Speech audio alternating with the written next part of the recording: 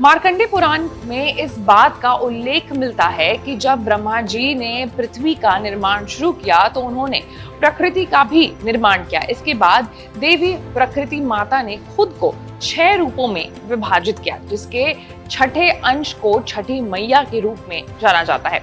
इसी प्रकार छठी मैया को ब्रह्मा जी की मानस पुत्री के रूप में भी जाना जाता है। बच्चों के जन्म के छठे दिन भी देवी के इस स्वरूप की पूजा अर्चना की जाती है, जिससे बालक को अच्छे स्वास्थ्य की प्राप्ति होती है। धार्मिक मान्यता के अनुसार देवसेना अर्थात छठी मैया का विवाह भगवान शंकर के पुत्र कार्तिकेय से हुआ था।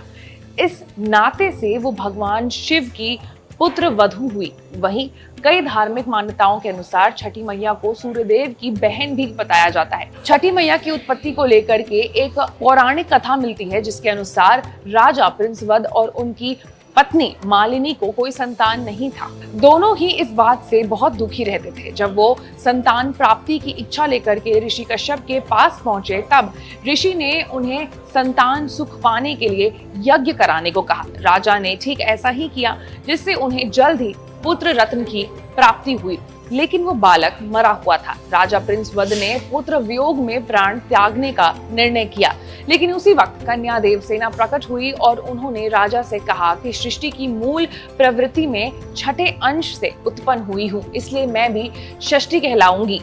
हे राजा, तुम मेरी पूजा करो और दूसरे को भी इसके लिए प्रेरित करो। राजा ने ऐसा ही किया और जल्द ही उन्हें एक पुत्र की प्राप्ति हुई। तो कुल मिलाकर के छठी मैया को लेकर के, छठ जैसे महापर्व को लेकर कई सारी मान्यताएं हैं। आपके घर क्या कहावत है, क्या कहा जाता है, क्या कहानियां सुनाई जाती है, आप कमेंट सेक्शन में हमें जरूर बताएं।